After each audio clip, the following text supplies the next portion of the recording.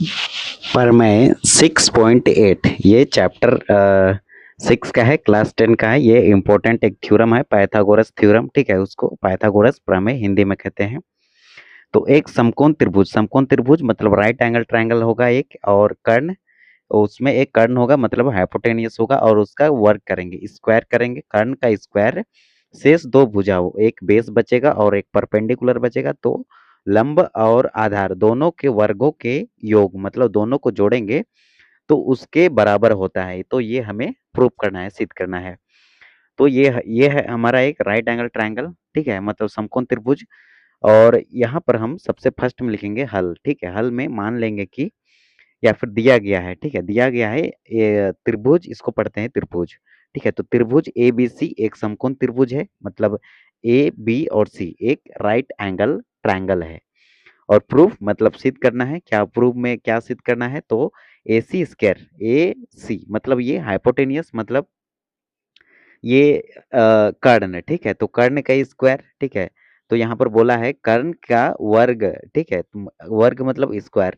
तो एसी का स्क्वायर ये है हमारा हाइपोटेनियस, और ये परपेंडिकुलर होगा, ये बेस होगा यदि थीटा यहाँ पर रहेगा, ठीक है। तो थीटा के जस्ट सामने वाला परपेंडिकुलर होता है, और जहाँ पर थीटा रहता है बड़ा वाला एंगल हाइपोटेनियस होता है, कर्ण होता है, और छोटा वाला बेस होता है मतलब आधार होता है। तो ये बनेगा ए सी स्क्वायर इक्वल टू, देखो यहाँ पर लंब ये होगा मतलब ए बी, ठीक है, ये वाला। तो ये होगा ए बी का स्क्वायर प्लस में बी स्क्वायर मतलब बेस स्क्वायर। तो ये बी सी को बेस मानेंगे, आधार मानेंगे, तो ये बी सी का स्क्वायर, ये हमें प्रूव करना है, सिद्ध करना है। कर्ण का स्क्वायर, ये दो बचे हुए दो शेषफल, बचे हुए दो भुजा, शेष में दो भुजा बचा है, एक ए बी और बी सी, इस ये दोनों का वर्ग को ऐड करेंगे, सम करेंगे, योग करेंगे, तो ये बराबर होगा ए सी के स्क्वायर के। तो ये हमें प्रूव करना है। अब रचना में क्या करेंगे, कंस्ट्रक्शन मतलब रचना में देखो ये बी और डी, बी डी लंब कहाँ पर खींचे हैं, ए और सी में। तो बी डी लंब ए सी लिखेंगे, ये खींचा, ये रचना किए हम। अब प्रमाण लिखना है, ठीक है, मतलब प्रूफ। तो प्रूफ में लिखेंगे त्रिभुज ए बी डी, देखो यहाँ पर बन रहा है त्रिभुज ए बी और डी, ये त्रिभुज लेंगे पहला, और दूसरा त्रिभुज लेंगे ए बी और सी, ठीक है। पहला त्रिभुज लिखे ए बी डी, और दूसरा त्रिभुज लिए ए बी और डी। तो दोनों में बी आ रहा है, ठीक है। तो अब देखो एंगल ए और एंगल ए उभयनिष्ठ कोण, मतलब इसमें पहला एंगल और ये ए बी डी, और दूसरा त्रिभुज बना हमारा ए बी और सी। तो दोनों में ए आ रहा है, ठीक है। तो यहाँ पर भी ए देखो, यहाँ पर भी ए है। तो एंगल ए और एंगल ए दोनों कॉमन है, दोनों में है। तो उभयनिष्ठ कोण इसे मानेंगे, ठीक है, ये वाला को। दोनों में है ए बी डी और ए बी सी, तो दोनों में ए आ रहा है, तो ये होगा उभयनिष्ठ मतलब कॉमन। और एंगल ए डी बी, ये वाला ए डी और बी, और एंगल ए बी और सी, ठीक है। ये दोनों कोण में 90 डिग्री बन रहा है, यहाँ पर बनता है आपका 90 डिग्री राइट एंगल ट्रायंगल में, समकोण त्रिभुज में, ठीक है।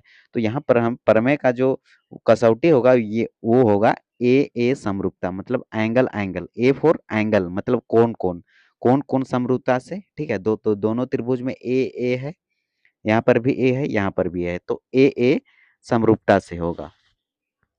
अब हम यहाँ पर लिखेंगे त्रिभुज ए डी बी। अब देखो यहाँ पर देखो ए बी और डी, उसके बाद समरूप है हमारा ए बी सी, और कौन समरूपता का कौन सा कसौटी है, तो ए समरूपता कसौटी है, ठीक है।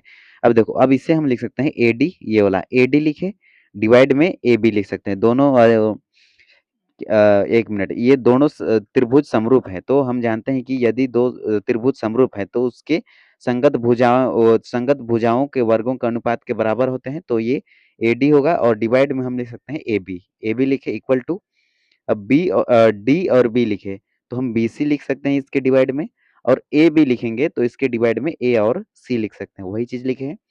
अब ये वाला को छोड़ दो, ठीक है। अब इसका मल्टीप्लाई इससे करेंगे, फिर बाद में जो बचेगा उसका इसका भी किसी से मल्टीप्लाई कर सकते हैं, तो इसका मल्टीप्लाई इससे करेंगे।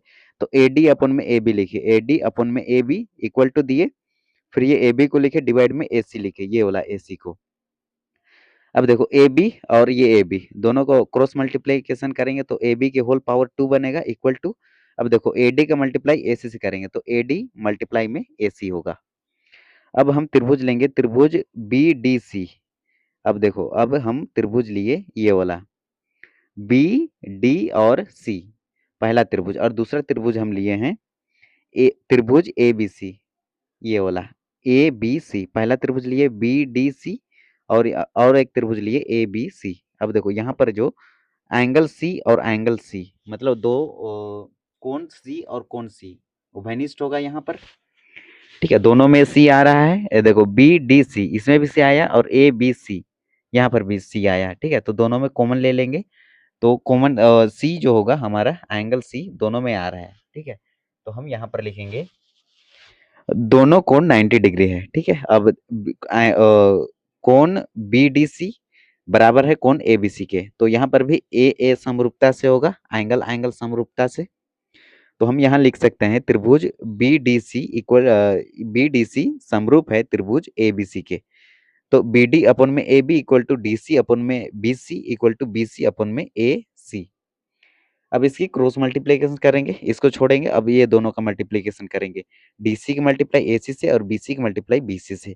तो इसका मल्टीप्लाई करेंगे तो BC की पावर 2 बनेगा और मल्टीप्लाई में हमारा DC अपन में AC होगा। इसे समीकरण सेकंड मानेंगे और फर्स्ट हम माने हैं इसको। अब हम समीकरण फर्स्ट और सेकंड को दोनों को हम ऐड कर देंगे।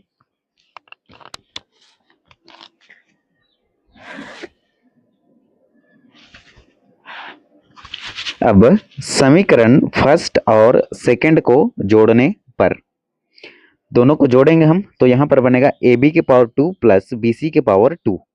ये वाला को लिखिए सबसे पहले, AB की पावर 2, ये वाला लेफ्ट हैंड साइड वाला को लेफ्ट हैंड साइड के साथ जोड़े, तो AB की पावर 2 प्लस में BC की पावर 2, तो AB की पावर 2 प्लस BC की पावर 2 इक्वल टू दिए, ये वाला equal to AD multiply AC plus, जोड़ने पर लिखे है ना तो बीच में प्लस लिखेंगे, और DC मल्टीप्लाई में DC मल्टीप्लाई में AC।